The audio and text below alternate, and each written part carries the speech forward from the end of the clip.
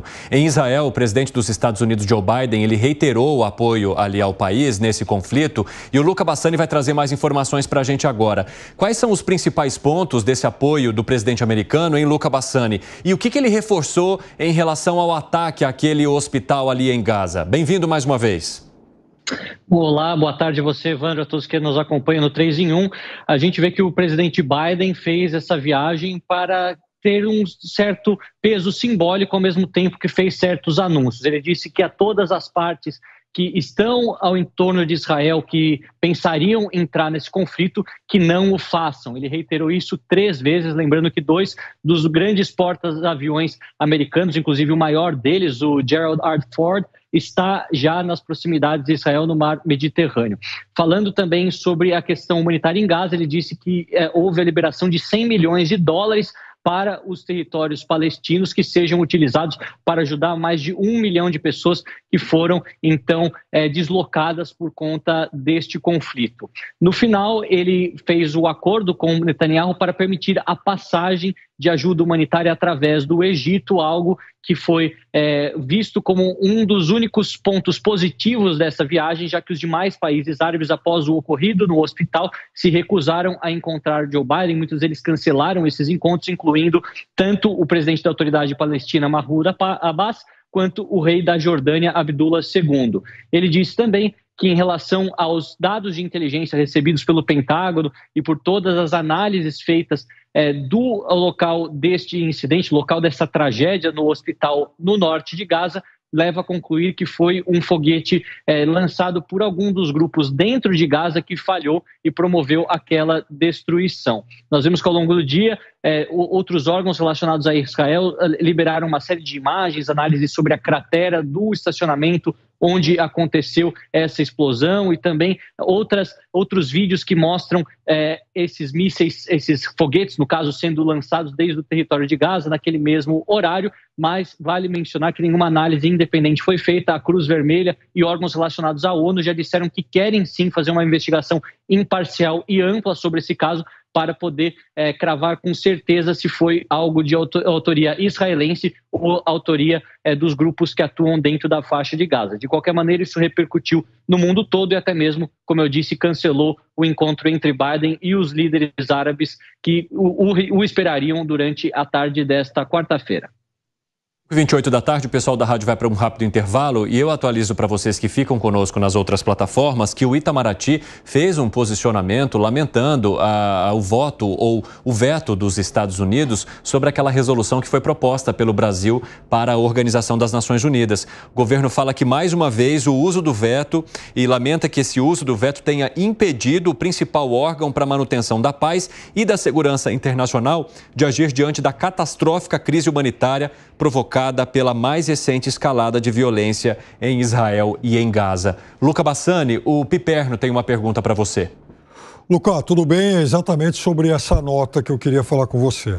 Então, para muitos, foi até uma surpresa, por exemplo, outros integrantes do Conselho de Segurança terem votado pela aprovação dessa proposta brasileira. Foi o caso específico da França. Agora há pouco, inclusive, o presidente Macron soltou uma nota no Twitter falando sobre isso.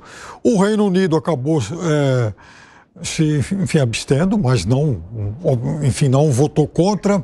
A nota teve, a proposta teve apoio do Japão, uma grande economia, um integrante do G7, da China, e o veto americano.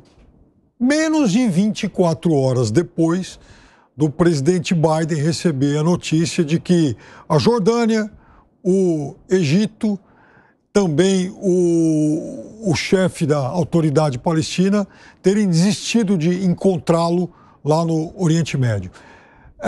Como é que a Europa avalia esse conjunto de coisas a respeito da diplomacia americana? Foi uma derrota da diplomacia americana?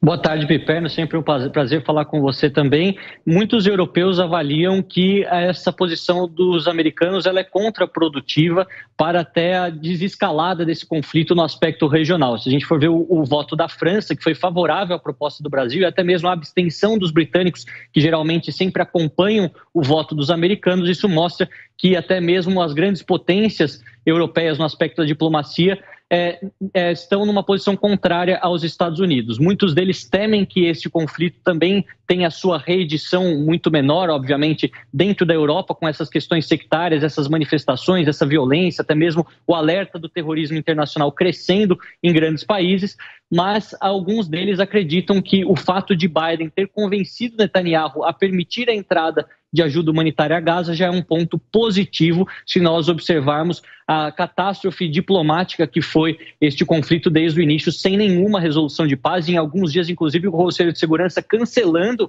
as suas reuniões por acontecimentos e por países não se entenderem sobre assuntos muito menores do que o sofrimento daqueles que estão efetivamente vivendo a guerra. Muitos acreditam que durante os próximos dias essas investigações independentes sobre o que aconteceu de fato no hospital possa trazer clareza aos países árabes e também à comunidade internacional, aos países ocidentais, sobre o nível de força utilizado por Israel, sobre o discurso utilizado pelos grupos terroristas dentro da faixa de Gaza e como que isso pode se acertar para que se encontre a paz. Mas o aspecto mais importante que muitos têm esquecido com todos esses fatos que acontecem também no meio tempo é que acredita-se ainda sobre a possibilidade de Israel fazer incursão por terra, entrar em Gaza, tomar o governo de Gaza ou até mesmo ir procurar os terroristas do Hamas naquela estrutura extensa de túneis, chamado de metrô de Gaza.